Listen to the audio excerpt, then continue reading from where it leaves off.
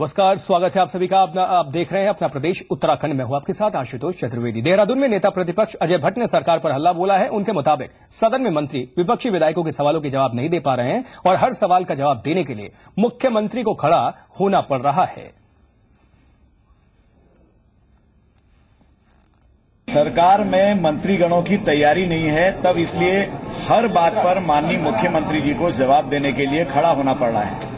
ये बहुत दुखद पक्ष है। जितने भी प्रश्न आज यहाँ पर हमारे माननीय विधायक गणों ने उठाए, उन सब पर मंत्रीगण ठीक से जवाब नहीं दे पाए, इसलिए माननीय मुख्यमंत्री जी को खड़ा होना पड़ा।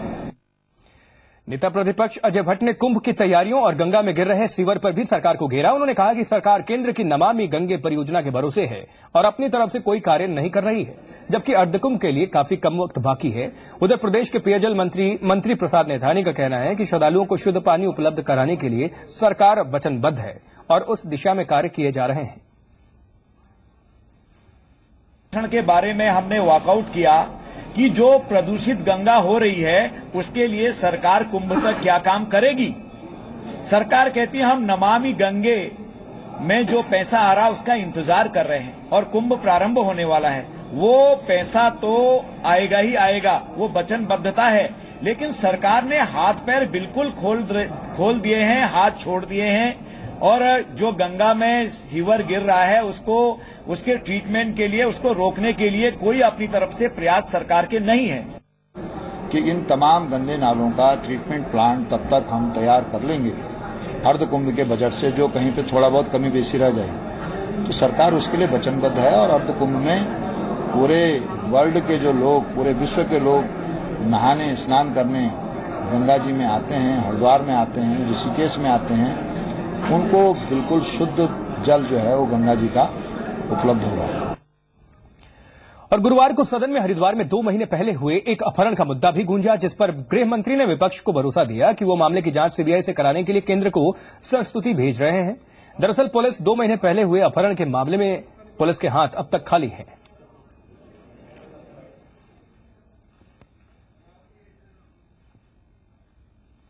हरिद्वार में पिछले 3 महीने से एक पत्रकार है, उनके भाई का अपहरण हो रखा है। अपहरण में सरकार ने अभी तक जो पुलिस विभाग के द्वारा काम है वो इतना पुअर, इतना कमजोर था कि जिन 2 लोगों को जेल भेजा गया संभवतः उनको जेल तो भेज दिया गया, लेकिन जिनका अपहरण हुआ उसकी बरामदगी नहीं हुई। आज सरकार ने बड़ी मुश्किल में, जब कोई जवाब नहीं था 3 महीने में, सीबीआई को भेजने के कहा है कि हम उसको सीबीआई में भेजें। और कॉर्बेट टाइगर रिजर्व के मुख्यालय कालागढ़ क्षेत्र में अवैध तरीके से सैटेलाइट फोन का इस्तेमाल करने का मामला सामने आया है, जिसके बाद उत्तराखंड और यूपी दोनों राज्यों की खुफिया एजेंसियां तफ्तीश में जुट गई हैं। पुलिस अधिकारियों के मुताबिक बीते 18 फरवरी को सैटेलाइट फोन के इस्तेमाल की भनक खुफिया विभाग को लगी थी और सैटेलाइट फोन का इस्तेमाल वन क्षेत्र के निकट से हुआ है, जिसकी लोकेशन दोनों राज्यों की सीमा के आसपास के जंगल क्षेत्र से मिली है। हालांकि इस बाबत वन विभाग को भी सूचना दे दी गई है और रामगंगा बांध परियोजना की सुरक्षा का भी खास ख्याल रखा जा रहा है। अधिकारियों की मानिए तो बिना अनुमति के सैटेलाइट फोन का इस्तेमाल नहीं किया जा सकता है। सिर्फ प्राकृतिक आपदा जैसे हालात में इस फोन के इस्तेमाल करने की अनुमति दी गई है। इस घटना के बाद से सुरक्षा व्यवस्था और भी बढ़ा दी गई है। बता दें कि सैटेलाइट फोन के जरिए मैसेज, फोटोग्राफ आसानी से किसी को भी भेजा जा सकता है। वहाँ पर एक सैटेलाइट फोन का इस्तेमाल हुआ है और जिस एरिया में हुआ है वो हालांकि यूपी से लगा हुआ क्षेत्र है, या यूँ कहना चाहिए कि वो बॉर्डर क्षेत्र है। और उसमें हम लोगों ने अपने जो उत्तराखंड में कालागढ़ एरिया पड़ता है उसमें लगातार चेकिंग वगैरह हम लोग करवा रहे हैं और बिल्कुल इंटेलिजेंस विंग हमारी और जो हमारा और खुफिया एजेंसी है वो भी इस पर निगाह रखे हुए हैं। इस तरीके की कोई भी जानकारी आगे आएगी तो कार्रवाई की जाएगी। कालागढ़ डैम और कालागढ़ टाइगर रिजर्व की सुरक्षा को देखते हुए खुफिया एजेंसियां इस मामले की जांच में जुटी हैं। अधिकारियों की माने तो सैटेलाइट फोन का प्रयोग कालागढ़ टाइगर रिजर्व में बिना अनुमति के हो ही नहीं सकता। अधिकारियों ने इस बात की भी पुष्टि की है कि कहीं कोई अंतर्राष्ट्रीय वन्य जीव तस्कर का गिरोह दोबारा तो कालागढ़ टाइगर रिजर्व में सक्रिय नहीं हो गया है। इस समय खुफिया एजेंसियों को अलर्ट कर दिया गया है और पुलिस भी मामले की जाँच में जुटी हुई है। विनोद कांडपाल, जी मीडिया, कालागढ़। और पौड़ी के खिरसू ब्लॉक के 108 गांवों की प्यास बुझाने के लिए बनाई गई जिकाल पंपिंग योजना अपने शुरुआती दौर में ही सवालों के घेरे में है। स्थानीय लोगों ने पंपिंग योजना में इस्तेमाल हो रहे घटिया निर्माण सामग्री पर सवाल उठाए हैं। लोगों के मुताबिक ठेकेदार अपनी मर्जी से पाइपलाइन बिछा रहे हैं और टैंकों का चयन भी मानकों के अनुकूल नहीं है। लोगों के मुताबिक 27 करोड़ की लागत से तैयार किए जा रहे इस पेयजल योजना में भारी अनियमितताएं हो रही हैं। आपको बता दें कि पौड़ी के नाम घाट परियोजना भी भ्रष्टाचार की भेंट चढ़ गई थी, जो 71 करोड़ की लागत से तैयार की जा रही थी। अब उस परियोजना पर जांच चल रही है। ऐसे में डिकाल पंपिंग योजना के भी सवालों के घेरे में आने से कई सवाल उठने लगे हैं। हालांकि स्थानीय कांग्रेस विधायक गणेश गोडियाल का कहना है कि उन्हें अनियमितता की शिकायत नहीं मिली है और अगर शिकायत मिलेगी तो वो कार्रवाई करवाएंगे। पेयजल योजना बनी है और बनते समय किसी ने भी उस पर कोई ध्यान नहीं दिया, न चाहे वो अधिकारी हो, चाहे जनप्रतिनिधि हो और चाहे उस क्षेत्र के विधायक गण हो, चाहे सांसद गण हो, जो भी हो। लेकिन आज उसी तरह से आज जैसे ढिकाल पंपिंग योजना बन रही है, निश्चित तौर पर मानकों में अनदेखी हो रही है। पाइप आप देखिए, कम से कम मानक जो माना गया है कि 1 मीटर का मानक होता है इसका डेप्थ जो पाइप को डाला जाता है, लेकिन 1 फीट पे ही पाइप डाले जा रहे हैं। पाइपों की साइज, पाइपों की थिकनेस, इस बारे में कोई ध्यान नहीं दिया जा रहा है। और पिथौरागढ़ में जल संस्थान बकाया वसूली के लिए कड़े कदम उठाने जा रहा है। अधिकारियों के मुताबिक जनपद में सरकारी विभागों से 45 लाख की वसूली की जानी है। वहीं व्यावसायिक प्रतिष्ठानों पर 50 लाख बकाया है, जिसके लिए उन्होंने 20 मार्च के बाद से कनेक्शन काटने का फैसला लिया है। दरअसल जल संस्थान के पास 3.5 करोड़ की वसूली का लक्ष्य है, जबकि विभाग अभी तक 1 करोड़ 93 लाख की ही वसूली कर पाया है। जबकि सरकारी विभाग और व्यावसायिक कनेक्शन से वसूली जो है वो बाकी है, जिसमें लोक निर्माण विभाग पर करीब 10 लाख, वन विभाग पर 3,30,000, शिक्षा विभाग पर 4,42,000, तहसील पर 3,46,000 और चिकित्सा विभाग पर 3,60,000, विकास विभाग पर 1,40,000 और होटल कारोबारियों पर करीब 50 लाख का बकाया है। अधिकारियों के मुताबिक वसूली के लिए टीम गठित कर दी गई है। इसके लिए कैंप भी लगाए जा रहे हैं। हमारा इस साल का पूरा जल संस्थान पिथौरागढ़ का लक्ष्य 3.5 करोड़ रुपए का है, नगर और ग्रामीण का मिलाकर के।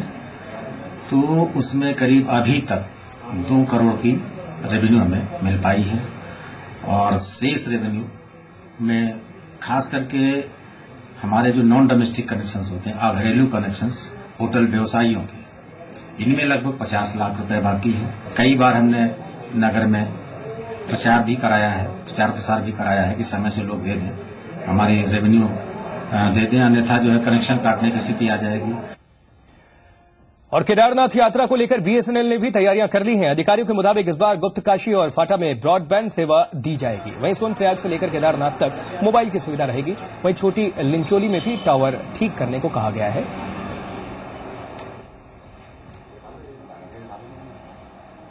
अभी हम गुप्तकाशी और फाटा में जो है ब्रॉडबैंड कनेक्शन देने की स्थिति में है। इन 2 जगह पे गुप्तकाशी में चल रहा, फाटा में यात्रा शुरू होने से काफी पहले हम जो है ब्रॉडबैंड कनेक्शन देने की स्थिति में रहेंगे, तो इन 2 जगह पे हम दे देंगे। बाकी सोनप्रयाग और केदारनाथ में अभी हम इंटरनेट कनेक्शन देने की स्थिति में नहीं है, क्योंकि वहां पर जो बीसेड लगा हुआ है वो लिमिटेड बैंडविड्थ तक है, जो मोबाइल कनेक्टिविटी के लिए ही चल पाता है। तो प्रशासन द्वारा जो है आईडीआर जो एक लीज लाइन होती है 2 MBPS के लिए रिक्वेस्ट की गई है। जैसे ही ये फाइनल हो जाता है तो उसके बाद दोनों जगह पे इंटरनेट कनेक्शन 2 MBPS का चालू हो जाएगा, जिससे ऑनलाइन बायोमेट्रिक रजिस्ट्रेशन सफल रूप से चल पाएगा। और 4 धाम यात्रा शुरू होने में अब महज कुछ दिनों का वक्त बाकी है, लेकिन उत्तरकाशी के होटल्स में अब तक एडवांस बुकिंग शुरू नहीं हुई है, जिससे होटल व्यवसायियों की चिंता बढ़ गई है। व्यवसायियों की माने तो बीते सालों में एडवांस बुकिंग मिल जाती थी, लेकिन इस बार हालात बिल्कुल अलग हैं। होटल्स की बुकिंग अब तक नहीं हो पाई है। व्यवसायियों के मुताबिक यात्रा मार्ग दुरुस्त नहीं होना भी इसकी बड़ी वजह है, और अगर समय पर मार्ग दुरुस्त नहीं हो पाए तो इसका असर यात्रा पर पड़ेगा। उधर डीएम ने जल्द मार्गों को दुरुस्त किए जाने का भरोसा दिया है।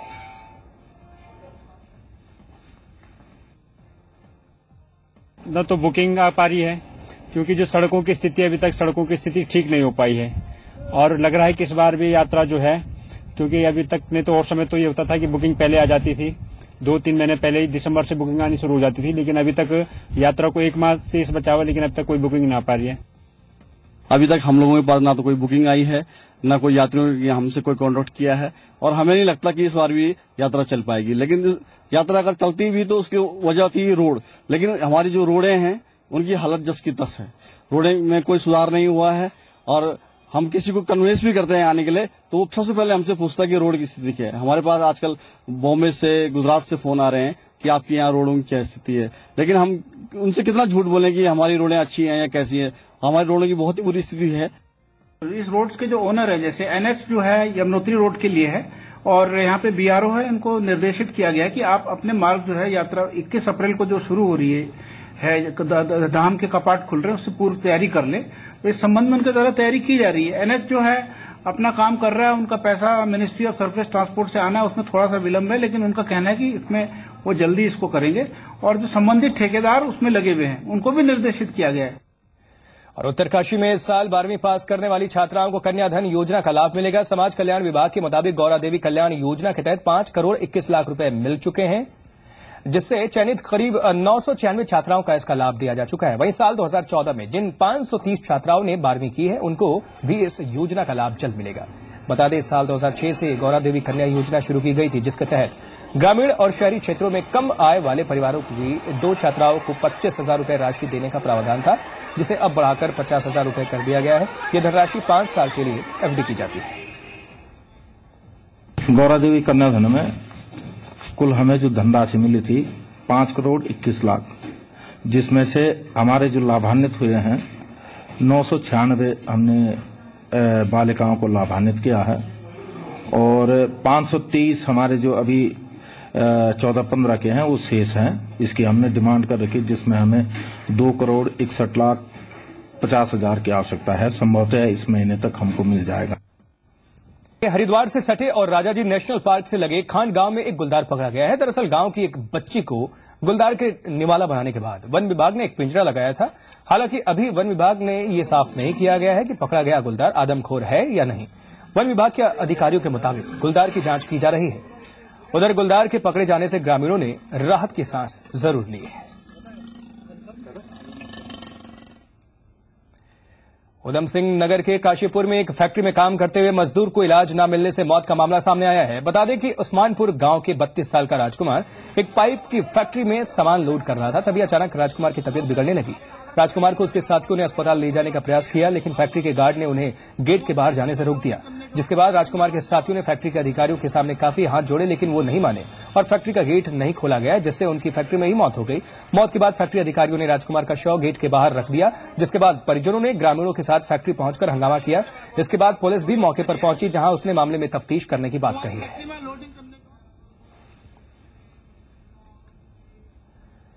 और उधर देहरादून के जॉली ग्रांट एयरपोर्ट के बाहरी इलाके में चौकी स्थापित करने में पुलिस महकमे को वक्त लग सकता है। राज्य के डीजीपी बीएस सिद्धू के मुताबिक नई नियुक्तियों के बाबत सरकार को प्रस्ताव भेजा जाएगा। आपको बता दें कि गृह विभाग ने जॉली ग्रांट एयरपोर्ट के बाहरी स्थायी चौकी स्थापित करने का सुझाव दिया था, ताकि वीआईपी की सुरक्षा को पुख्ता किया जा सके।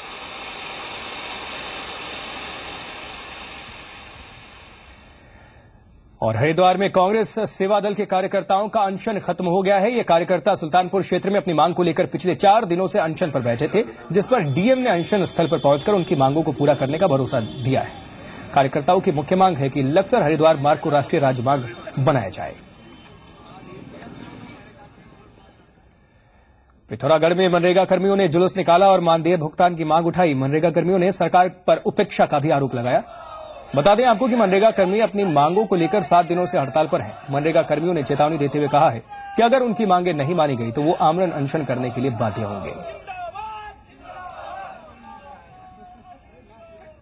चमोली के दुर्गापुर गांव में ग्रामीण पीपल कोटी जल विद्युत परियोजना के खिलाफ आंदोलन कर रहे हैं और ग्रामीणों के मुताबिक कंपनी गांव के नीचे से टनल जोड़ने का कार्य कर रही है, जिसके लिए विस्फोट भी किए जा रहे हैं, जिसके चलते वो डर के साए में जीने को मजबूर हैं। ग्रामीणों ने पुनर्वास की मांग की है। ग्रामीणों के मुताबिक अगर उनकी मांगें नहीं मानी गई तो वो धरना प्रदर्शन जारी रखेंगे। उधम सिंह नगर के सितारगंज में बीजेपी युवा मोर्चा ने तेज रफ्तार वाहनों पर लगाम लगाने के लिए प्रशासन के खिलाफ प्रदर्शन और जमकर नारेबाजी की। युवा मोर्चा ने तहसीलदार को ज्ञापन सौंपते हुए तेज वाहनों पर रोक लगाने की मांग की। मोर्चा के अध्यक्ष पूरन सिंह ने बताया कि प्रशासन की अनदेखी के कारण सड़क पर कई दुर्घटनाओं में लोगों को अपनी जान गंवानी पड़ी। उन्होंने कहा कि सितारगंज से सिडकुल तक लोगों को सड़क पर चलना काफी मुश्किल हो गया है। यहां पर अवैध खनन कार्य जोरों से चल रहा है। और नैनीताल में राष्ट्रीय एकता शिविर का आयोजन किया गया, जिसमें 7 राज्यों से आए 150 से ज्यादा युवा शिरकत कर रहे हैं। इन युवाओं ने राष्ट्रीय एकता को प्रदर्शित करने के लिए शहर में झांकियां निकाली।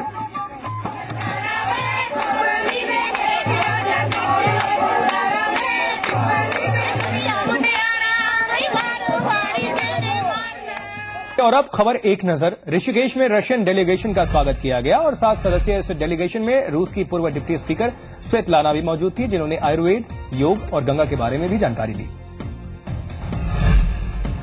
मसूरी में भी रशियन के प्रतिनिधि मंडल का जोरदार स्वागत किया गया, साथ ही उन्हें पर्यटन स्थलों से जुड़ी जानकारियां दी गईं। कीर्तिनगर के न्यूली गांव के लोगों ने एसडीएम दफ्तर पर जमकर प्रदर्शन किया। शख्स की हत्या के मामले में सभी आरोपियों की गिरफ्तारी की मांग की गई है। देहरादून के शहीद स्थल पर बैठे आंदोलनकारियों ने सरकारी नौकरियों में 10% आरक्षण की मांग की है। रुद्रप्रयाग में ग्रामीण डाक सेवकों की 10वें दिन भी हड़ताल जारी रही। डाक कर्मियों ने मुख्य डाकघर पर प्रदर्शन किया। उधर डाक कर्मियों की हड़ताल से जरूरी पत्र लोगों तक नहीं पहुंच पा रहे हैं, जिससे उन्हें खासी दिक्कतें पेश आ रही हैं। पिथौरागढ़ में बीजेपी कार्यकर्ताओं ने किशोर उपाध्याय का पुतला फूंका। कार्यकर्ताओं ने किशोर उपाध्याय के कथित टिप्पणी का विरोध किया है। बता दें कि प्रदेश कांग्रेस अध्यक्ष ने किशोर उपाध्याय ने देश के प्रधानमंत्री की माताजी को लेकर जो अभद्र टिप्पणी की थी, उसको लेकर ये नाराज। इस बुलेटिन में इतना ही। देखते रहिए जी संगम।